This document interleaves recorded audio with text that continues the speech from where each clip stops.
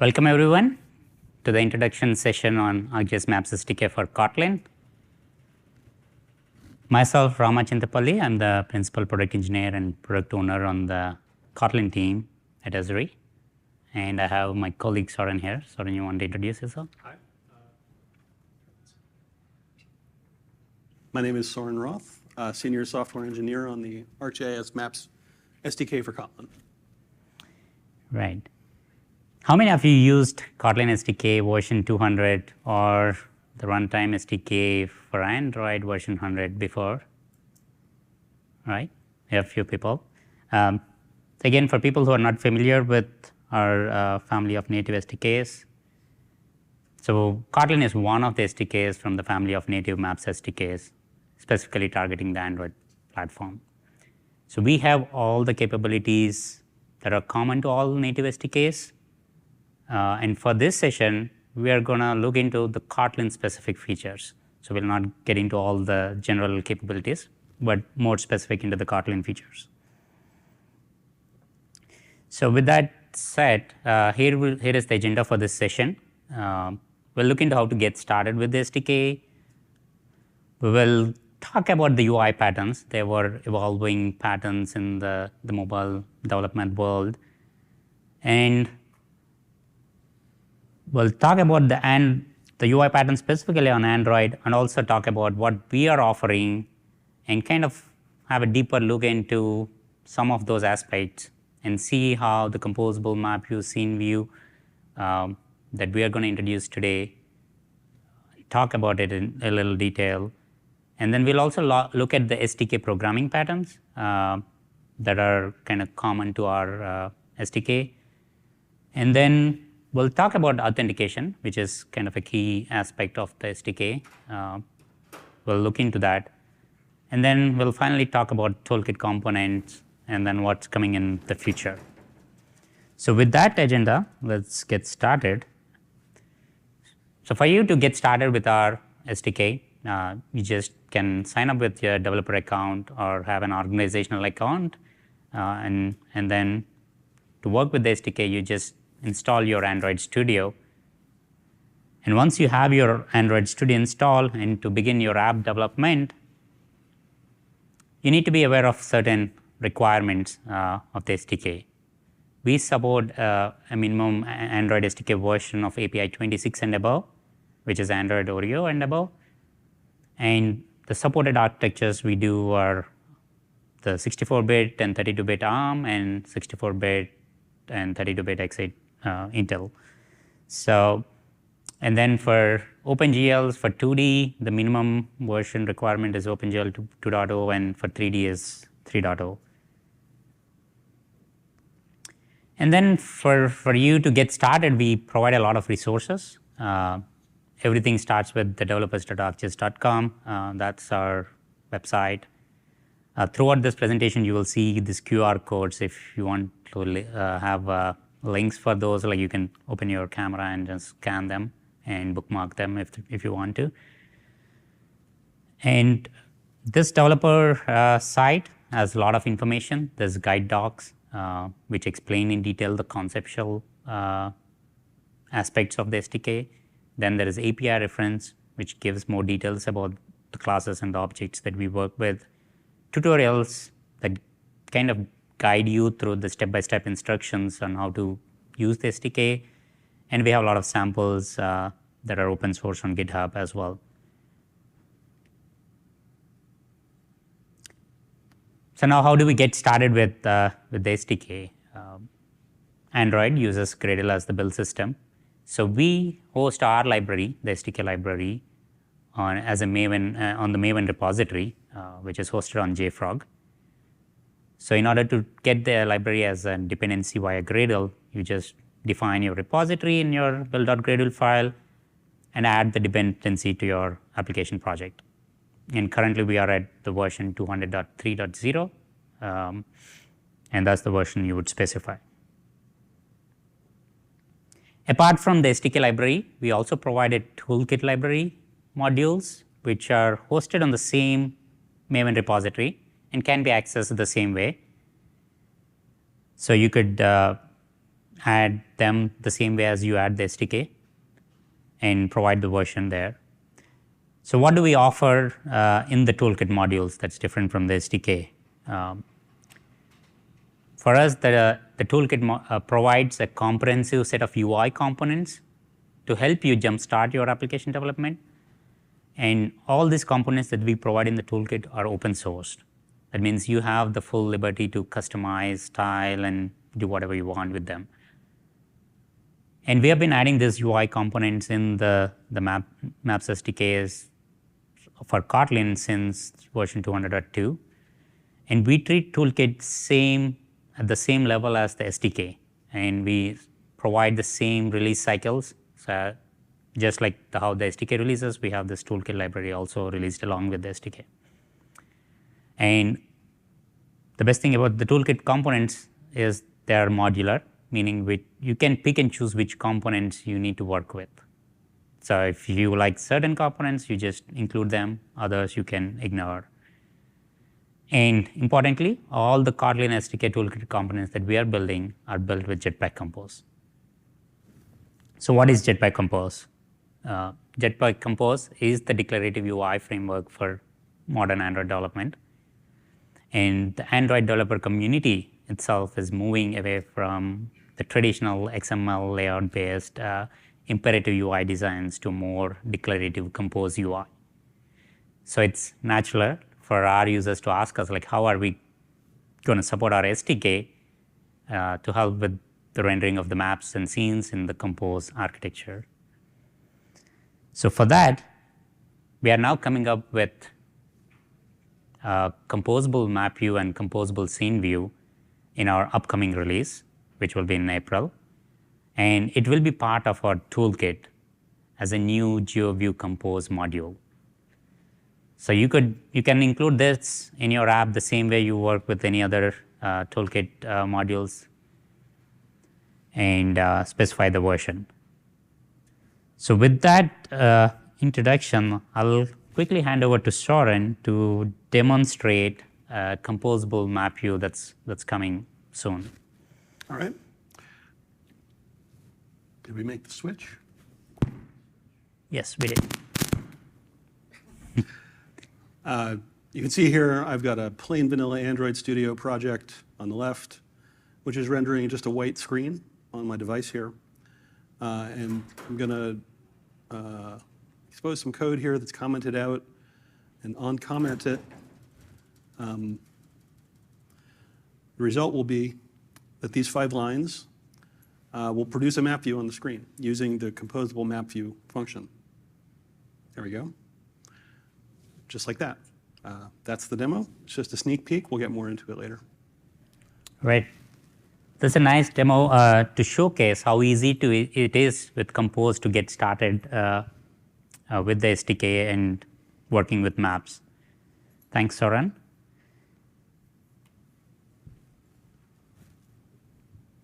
We're back? We're back. Right. So now let's look at the UI patterns. There is obviously a lot of talk and change of opinions. People have been migrating from one pattern to other patterns in a lot of languages. So we thought it would be important to just discuss that and kind of give some context why we are going ahead with the Compose. Again, people in the Android community are used with imperative style UI patterns for a while now. There are challenges in both aspects, but like with imperative UI design, the programming style is like you kind of write step-by-step instructions of your UI, and then in the declarative style, you kind of at a high level declare what you want to render in the UI. And when it comes to UI creation, in the imperative style, you have to explicitly create them, manage them as a developer yourself. In the declarative side, you describe the UI elements, and you also describe the interactions, what would happen with it. And when it comes to the UI updates, again, in the imperative case, you as a developer are responsible, right? Like you got to wait, listen for the events when they complete, and then like you got to invoke the UI again to update them. But with Compose or the declarative style, it will be an automatic recomposition. Obviously, you have to manage some state properties and things like that. But whenever those things change, the recomposition is kind of automatic for you. And the data flow in this case is, in the imperative case, would be bidirectional, whereas in the compose case, it will be more unidirectional. So our Kotlin Maps SDK kind of supports both. And we have been already working with the map views, scene views in the imperative style for a long time. And what we are now offering is the declarative style with Compose. And we think that's the future, and people would move on to working with Compose. We are going ahead and trying to make all our SDK resources as well kind of Compose friendly. That means the tutorials, the samples that you see, everything, you will start seeing them more in Compose. I already mentioned that about the toolkit. All the toolkit components are already Compose. Again, this slide shows you as a code how the imperative versus the declarative working style would look like. Previously, we had to have a layout file and then use data binding to set the view, and then you then create a map and assign it to the map view. So it's like step-by-step instructions, what do you have to do, and in the right-hand side, it's more like you could see the declarative style of it. All these are compose functions. One difference you can notice that if you're working in the imperative style, the map view that you work would be coming from our SDK package. Whereas if you're working with the declarative style, obviously this would be coming from our new GeoCompose module. Another key aspect that you can observe with imperative designs is that you often need another language to maintain your UI. Like Android has been maintaining it through XML layouts. Whereas in the declarative style, you're not working with different languages. It's the same language. The UI is the same language as your business logic is. Both are in Kotlin, and these are Kotlin functions. Another example is Swift UI. Swift UI is also declarative. So with that kind of an overview about the imperative and declarative design patterns, let's now go deeper into understanding how this composable map view and scene view that we are going to offer in the coming release, how to work with it, and kind of get into more details of it. With that, I'll hand it over to Soren.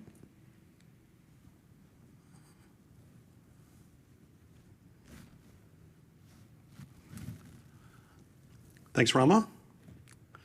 Yeah, we're going to dig a little deeper into the composable map view and scene view functions now. Here they are again, the signatures. And I'm going to drill down into the map view in particular. Most of the things, if not all of the things I say about the map view, are true also for the scene view composable function. And so the first thing I'd like to draw your attention to about these functions are that they are functions. They're not objects. And Rama was referring to that with the contrast with the imperative style. So there's no view object for you to worry about. To render your UI, you're declaring it in a function. That has a couple benefits for you as the user, simplifications. There's no Android lifecycle to manage. I mean, it's just a function. It doesn't play into any of that, and it doesn't play into garbage collection or memory management. So those are some simplifications that Jetpack Compose offers when using composable functions. But truth be told, within our the implementation of our composable map view and scene view functions, we do actually manage a traditional view group, map view or scene view object for you. We're using a Jetpack Compose function called Android view to do that, and you can read about that by scanning the QR code on the right if you like. Also, the map view object doc is on the left if you'd like to scan that. But our intention is to completely hide that object from you as a user, that you can truly just think and compose and declare your UI in a composable way. So without further ado, let's take a look at the complete MapView function signature. And that's a lot of parameters. You don't need to use all of these parameters at once. In fact, the only one that is required with all calls is the top one, the ArcGIS map. Everything else has a default value, as you can see if you read through this.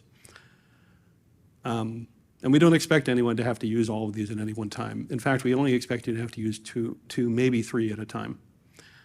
But let's go through these. We'll categorize these into a couple categories and talk about them and break them down a little bit. The first category I'd like to talk about are the Lambda parameters, the reactive parameters, and most of these are at the bottom.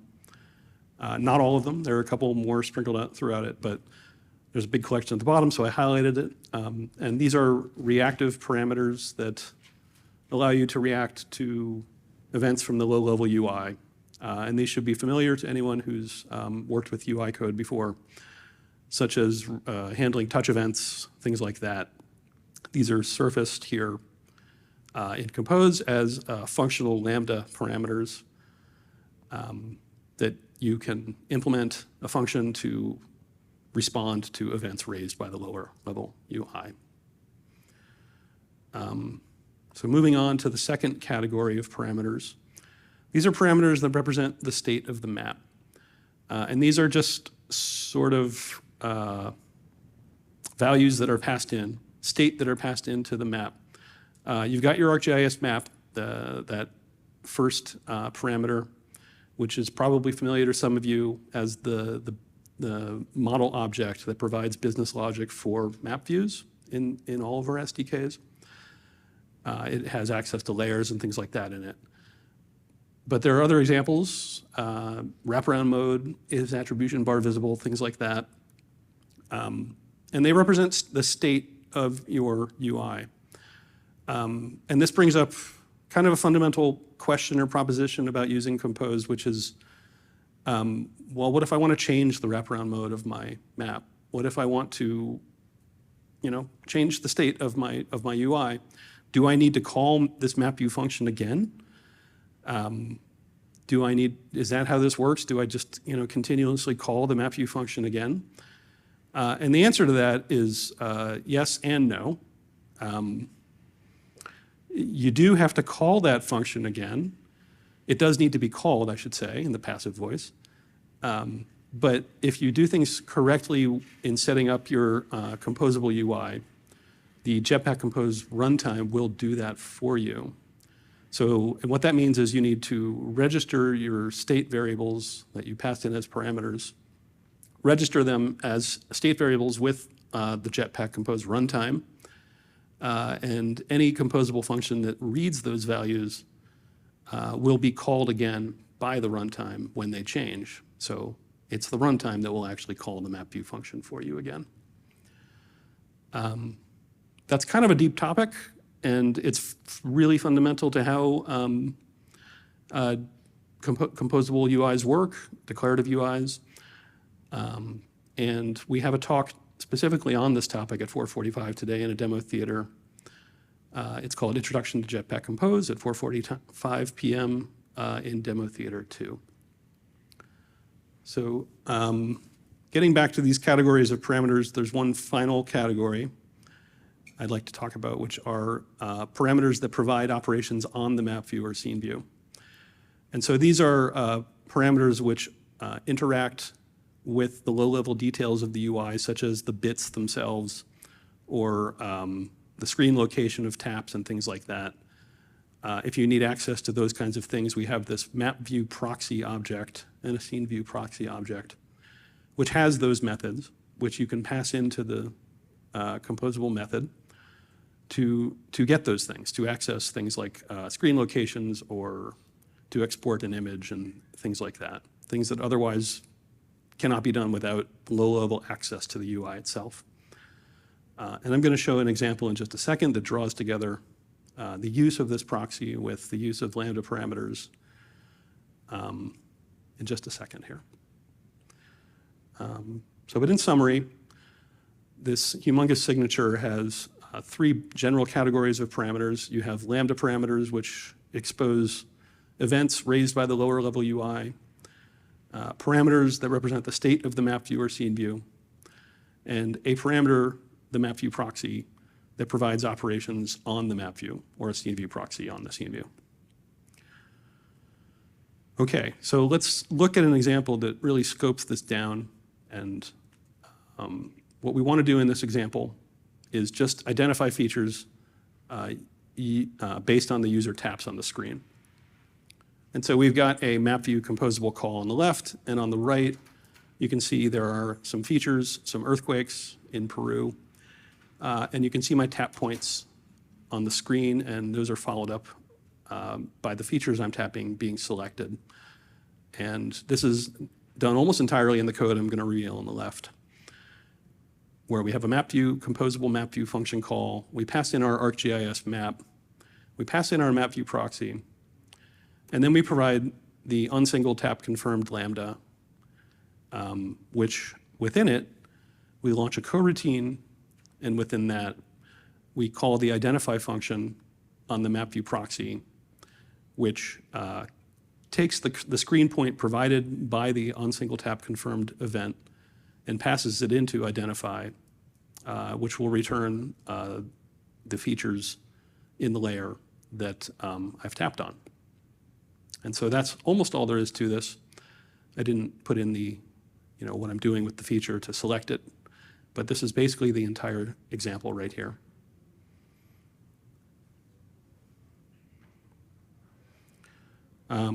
So with that, we're going to switch gears a little bit to talk about the SDK itself. The SDK is not Compose-based. It's a Kotlin SDK.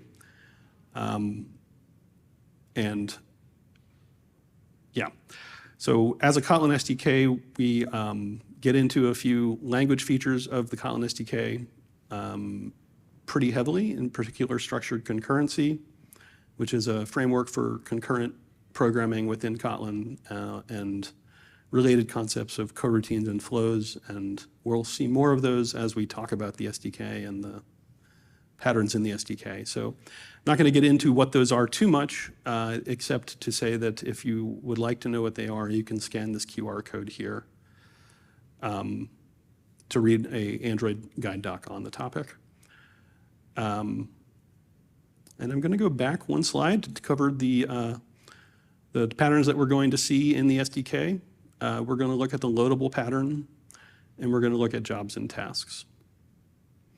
And this QR code here you can scan to get a direct link to the documentation of the SDK. Okay, so the first pattern I want to talk about is the loadable interface. And the loadable interface, a loadable instance represents a remote service or data set on disk whose content is not fully available until after loading, which may invoke authentication. And so what does that mean for you? It means when you're handed an object from our API, or when you've constructed an object from our API, a lot of times it's not fully usable until it initializes itself using network calls or some sort of computation that it needs to do. And generally, when we have an object that does that, we have created this abstraction called Loadable that it can use to take care of its business. And you can just call this function load on it, and then it'll be good to go. And here is the loadable interface. Starting from the top, we've got the load status, which is the state flow, which tells you the current status of your loadable, whether it's loaded, loading, failed to load, not loaded. And it will also notify you of changes to the load status as a state flow. It will allow you to respond to changes in the load status.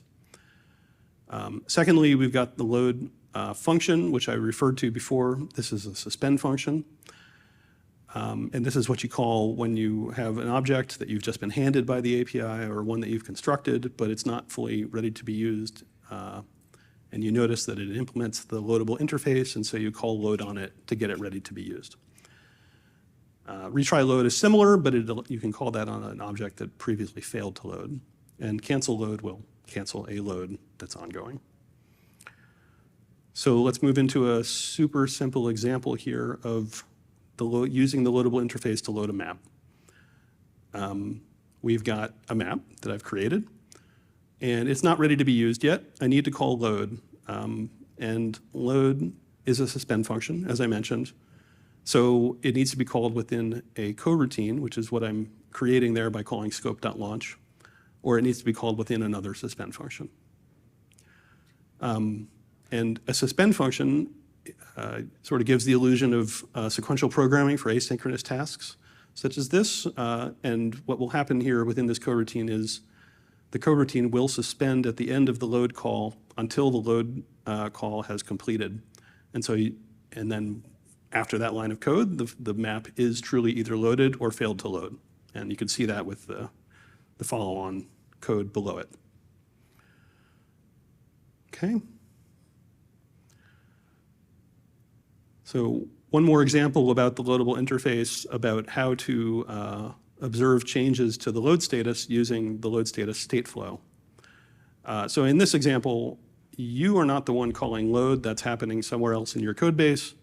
You're just interested in knowing when this feature layer enters the loaded state. And so we do that by calling collect on the load status state flow, which is a suspend call, and similarly needs to be called within a coroutine. And then that collect call will suspend until something happens, until the load status changes, until the value changes from its previous value. And so we wait until the current state is what we would like it to be, which is loaded. And then we go about our fake business logic to set up a layer. And as I said, this, elsewhere in the code base, somewhere else, feature layer was loaded, and all you're doing in the top part of this code is just reacting to changes to the load status somewhere. Okay, so that's all for the loadable pattern. And I want to move on to the topic of jobs and tasks. And job is an interface in the SDK for representing long-running operations, usually on a server.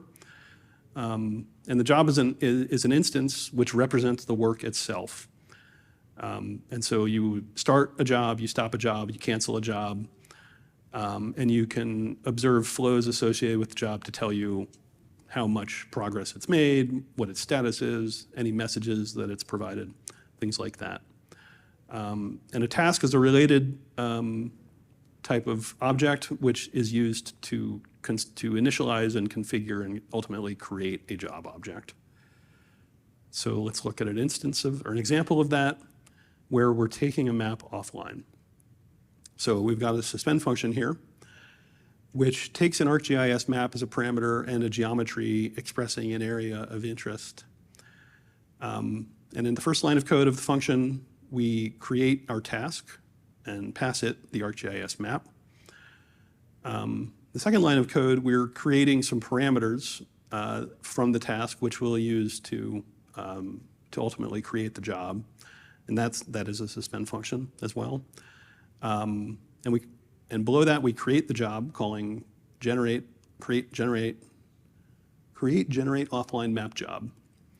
Pass it the parameters and pass it a path to download the map on disk. And then the next call is job.start, and that is not a suspend function. That will just start the job and return immediately. It doesn't mean that the job is completed when that returns. It's ongoing, and like I said, a job represents a long-running operation and could be taking minutes, if not longer, to do whatever it needs to do. But if you do want to call something that will suspend until the job is done, we have this function on the next line called result, which you can call, and that will suspend until the job has finished and return a status. So that's how you can create an offline map using a job. And moving on a bit, these are the flows that are associated with jobs: progress, status, and messages. These can be used to integrate with Jetpack Work Manager, which I don't have an example of here, but we do have a sample of how to do this.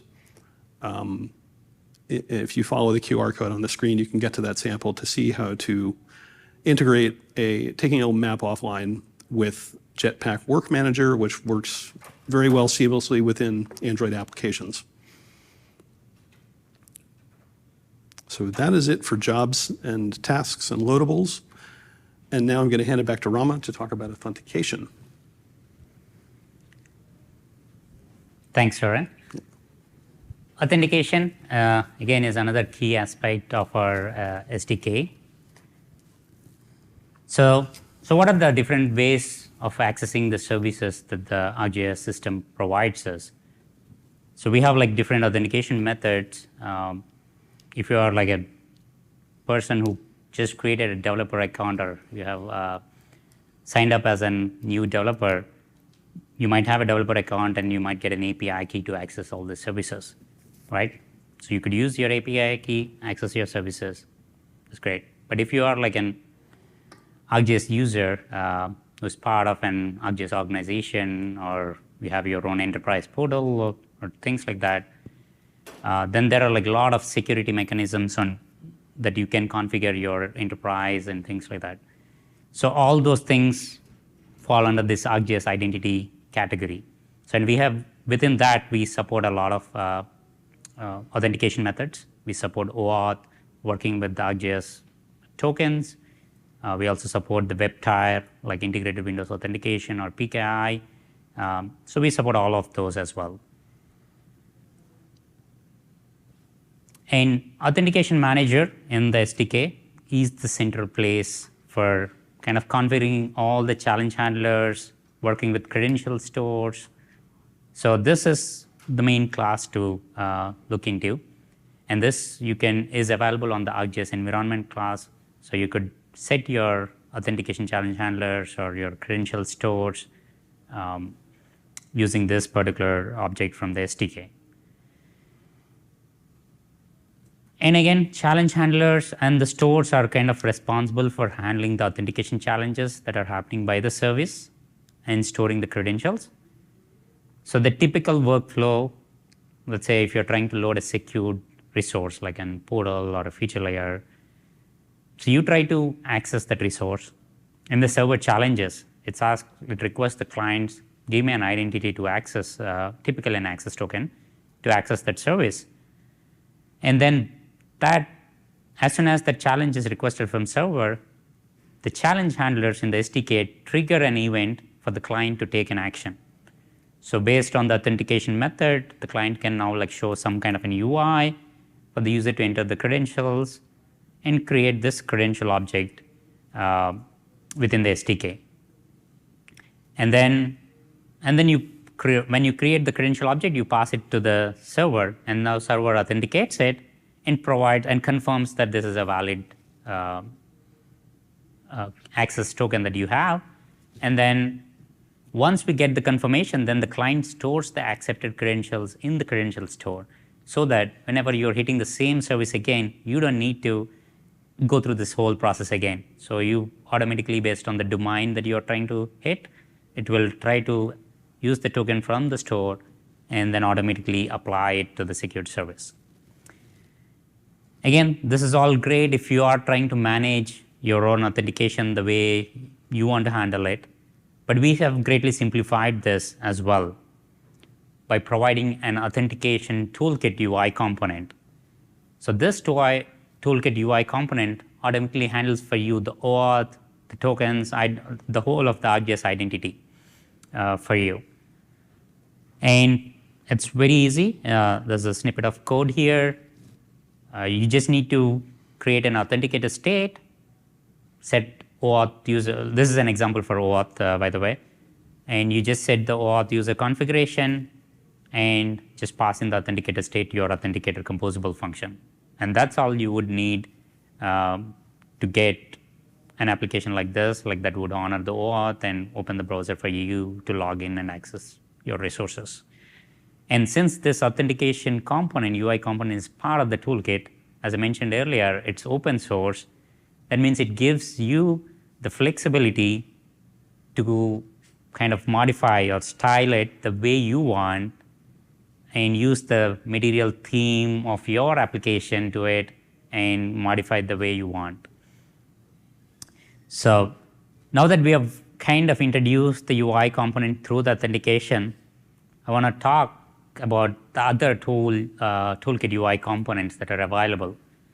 As of today, we have like a Compass, there's an authentication Toolkit component, and we have one more UI component for indoors, working for like for indoor data management and like for going through the different floors of the indoor buildings. So we have another Toolkit UI Toolkit component for that. And with our next release, we are introducing the GeoView Compose module, which we already discussed about it. And we are also introducing another important UI component, which is the FeatureForms, or also called as SmartForms. So we'll talk about that in a bit. And to use any of these UI components, apart from the samples and tutorials, we also have some micro apps in the Toolkit repository, and our Toolkit repository is another open source repository. So if you go to that, you can see there are micro apps that are built explicitly to showcase the behavior of these UI components. And we're not going to talk about all of them today, but we will definitely want to introduce the FeatureForms, which would be coming in the next release. Another powerful UI component that we are building it for you. This would greatly enhance for data collection workflows, like enhanced attribute editing experience. And the forms are typically, the smart forms are typically authored on the web. And they support arcade expressions and so that you can do a lot of things like conditional visibilities, calculated expressions, and all those things that you could do with arcade. That kind of defines a dynamic form behaviors. And all you need to do is use this UI component in your app, and that whole UI is available for you. So to show the demo of that FeatureForm, I'll quickly hand it over to Soren again. Okay.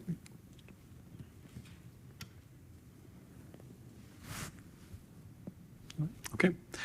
So I'm going to show a demo of the FeatureForms UI Toolkit component. And in this demo, I'm playing the role of a field worker who is collecting information about vegetation control. I'm visiting sites that need work,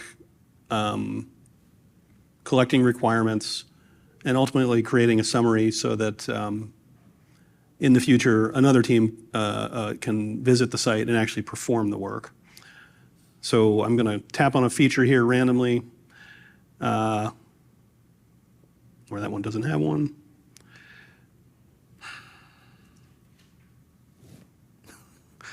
There we go. Okay. So we've got our form here, our vegetation control form.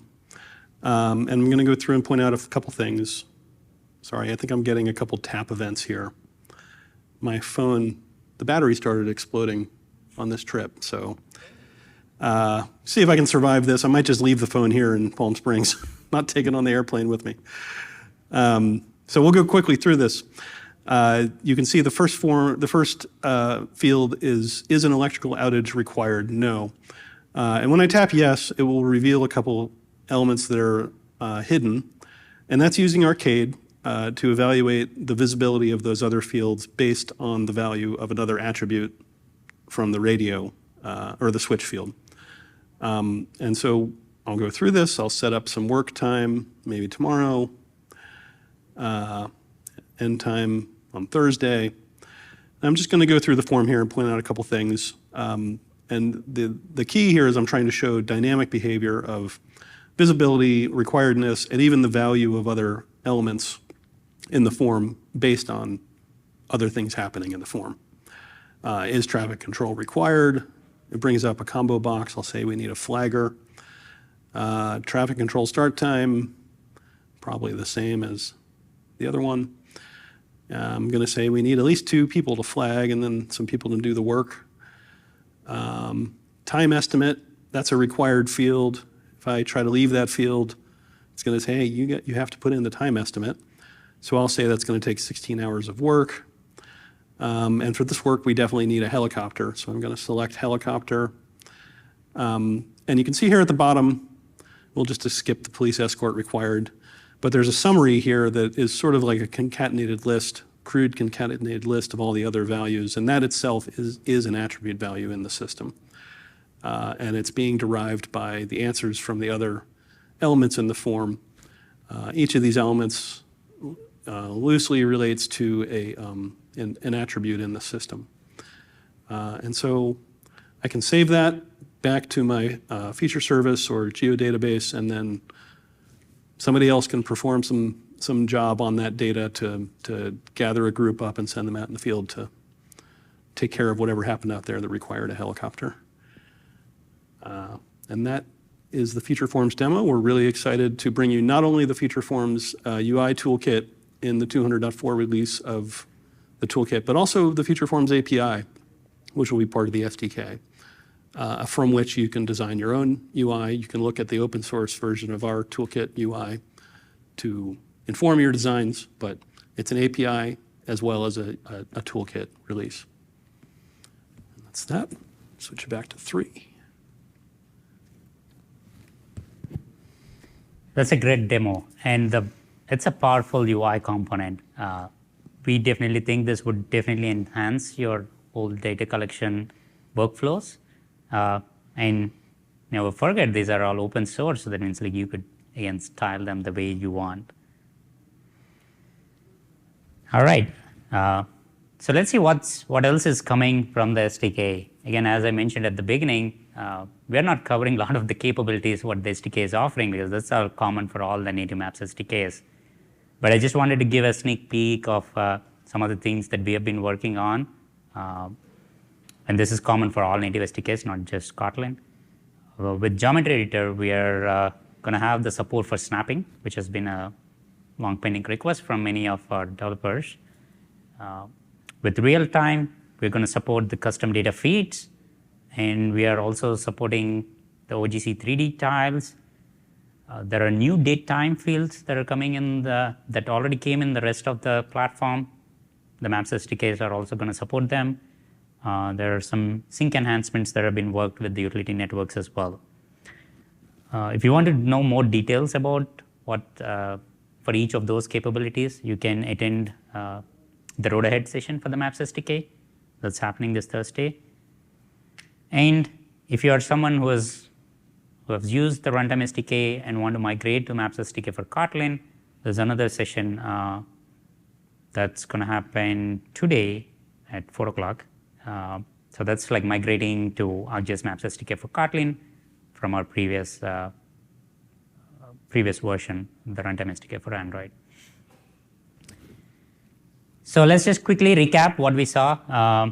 So we saw about like getting started with SDK, and we talked about introduced composable MapView SceneView that's coming through the GeoView module from the toolkit. We talked about the UI patterns where the mobile app development is going through. We kind of dived a little bit into the composable MapView SceneView, how to use it. More of that would be available for you as resources come out when the release happens. We also looked at some of the SDK programming patterns that are common to Kotlin and our SDK. And then we have looked into the authentication and how to work with the Authenticator Toolkit UI component. And we have kind of glanced over the other toolkit components that are available. And we kind of saw a demo of the FeatureForms that's coming. And then we also just looked into the other capabilities that are coming to the SDK. Yeah, with that, I'll wrap up the session. You can share your feedback in the Events app, and we'll open it up for any question and answers that you have. Thank you.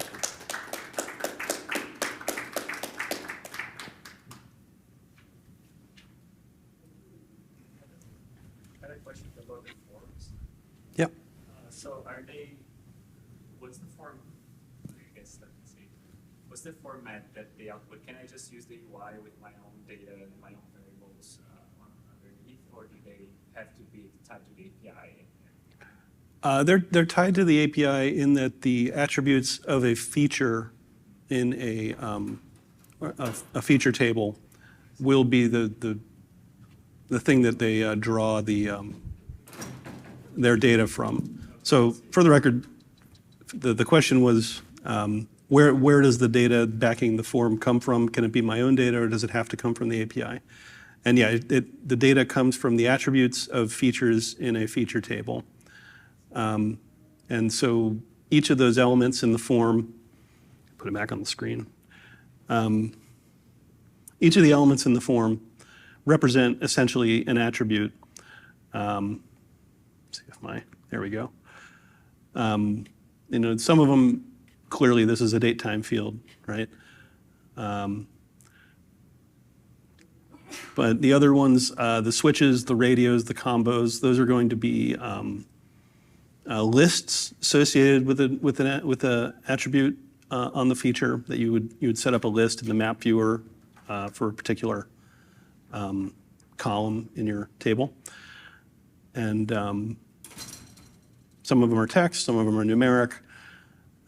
But then the authoring that Rama showed in a previous slide, which was a picture of the Field Maps Designer, which I think I'll switch back and show that real quick. You would author the form on the web using Field Maps Designer or the Map Viewer. And then you would set up the dynamic behavior using arcade expressions there. Yes, sir. So back to the list, are they fed by domains when you do the forms, or are they an extra list that would be defined at the time you create the form? Either one. So the question was back regarding lists to set up these multi-choice elements in the form. They do come from coded values, and you can set that coded value up right there in the form authoring, and that will take precedence over any coded value associated with the attribute on the feature. But if it does have a coded value or a list on the feature, it will use that. Even in the form, that's still a number associated with the text value, for example, so the underlying data will be saved as integer. Yeah, it will be saved as the appropriate field type for the field associated with the feature, with the element, the attribute. Yes, sir. And what type of customization can I do with this feature form? The question was, what kind of customization can I do? So you can use the API, which will provide this list of elements that we're displaying here in a plain vanilla vertical column, and to evaluate the expressions for the entire form. Are you asking about the API or the UI? Sorry, I am asking for style. Style. Yeah. Okay. So I think I can change the background color. Yes. So in that sense, the form itself uses all material 3 colors. So if you go to your application and set your material theme for like the primary color or the secondary color, like if you change those, you could see that it will automatically reflect on that, because this by default uses whatever the recommended default theme colors. So it completely honors the material theme. Yep. Yes, sir. I have a couple questions. I'm a little confused. Where does the FeatureForm designer live? Is that in Field Maps? It's in a web component in ArcGIS line called Field Maps Designer. Field Maps designer. Yeah. It's a little bit buried. It's part of the overall. Right. If you go to your map viewer and click on the menu icon, you will see a list of options there. I think the Field Maps Designer is part of it. Any map that you open in ArcGIS.com map viewer, there'll be an option where you can open the same map in a Field Maps Designer as well. Is that in Portal yet? ArcGIS Online or Enterprise Portal. Enterprise Portal, we have to check it. I'm not sure, but I can definitely get back to you about that. That's okay. Yeah. That's all right. I'm just curious. And then when you design that, does it pop the FeatureForm spec out and attach it to where? Where does To the map. To the web map. Yeah. So it's on there. Okay. It's, yeah. So then you guys take that and manifest it inside your inside the Kotlin SDK. How are you doing that? There's no API for that yet. Well, no, there isn't an API, but there will be in April. And we're using that behind the scenes to put this up on the screen. This hasn't been released yet either. This will be released in the 200.4 release. Right. So the API will be available to Kotlin, Swift, and .NET in the 200.4 release. And this toolkit component uses it to build out this UI. And so that would be good to look at when this releases, the Kotlin toolkit. It would be a great place to look to see how to use that API if you want to build your own form or your own layout or something like that. Thank you. Yep. The new GeoView for Compose, you said that is just kind of an abstraction above the Android view that your samples kind of currently use right now. Is that right? It's not the same Android view. It's a completely rebuilt module that it's similar. So you've seen the Android view that's currently used in the samples? Yeah. Yeah, it's similar, and it uses that same Android view platform call to embed the object and create a composable around it. But it's completely redone. So you would recommend moving to this new GeoView Compose if you're already using the existing? Yeah, Right. most definitely. There's benefits to that. Yes, there are a lot of benefits. Again, as a developer, even like today, without the GeoView Compose module, you could go ahead and wrap the Android view and like create your own composable map view. And we knew that, and that might end up people like trying to have like their own versions of composable map views created. We want to synchronize all of that, standardize, and put the best possible composable map view out there. That's what this composable module would be. So if you're already wrapped it and started using it, we definitely would recommend you to move to this new one, because the new one, we have put a lot of thought in thinking what's the best way to do it. And it also depends on the architecture of your app and a lot of aspects to it. But this would be a more generalized way of using this component. I like it, thanks. Yeah.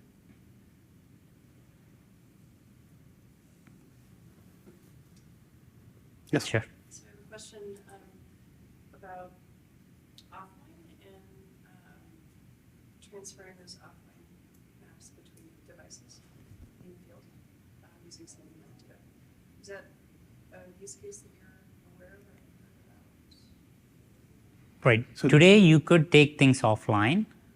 I think definitely you should be able to kind of sideload. I think once you download things offline, you should have a mobile map package which you can sideload to any device you want.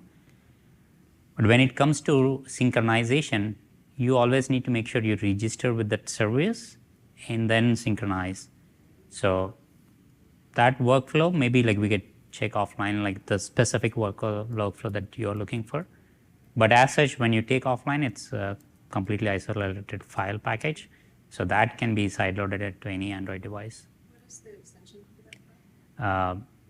The mobile, it's called the MMPK. PK, yeah.